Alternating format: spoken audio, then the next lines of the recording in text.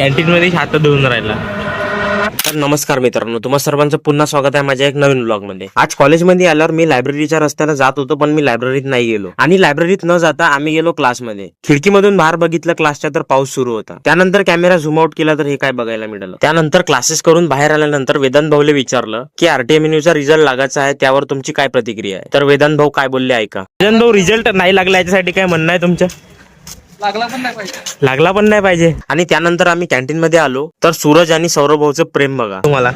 सूरज भाऊ, सौरभ भाऊ एकाच राशीचे आहे दोघं मी म्हणून. आणि जेवण झाल्यानंतर हा सौरभ भाऊ बघा कुठे हात धुत आहे. कॅन्टीन मध्ये हात धुवून राहिला. सूरज भाई काय शिकवत्या का? आणि तेजस भाई इतक्या वेळच्या फोनवर बोलत होता, मला तर वाटतंय त्याचा काहीतरी जुगाड आहे. मेले बाबूने तानात आहे. त्यानंतर तुम्ही हा निकेत भाऊचा फोन बघा, ज्यात काय चालू आहे हे फक्त त्यांनाच दिसतं. त्यानंतर परत यायच्या वेळेस ई रिक्षा जिकडे जात होता वेदांत भाऊ पण तिकडेच जातो म्हणे. आणि नागपूरमध्ये कन्स्ट्रक्शनचं काम चालू आहे, जर हे खाली पडलं तर काय होणार कॉमेंट मध्ये सांगा. आजच्या ब्लॉग मध्ये एवढंच. भेटूया पुन्हा एका नवीन ब्लॉग मध्ये. ब्लॉग जर आवडला असेल तर ब्लॉगला लाईक नक्की करा आणि मला फॉलो करायला विसरू नका.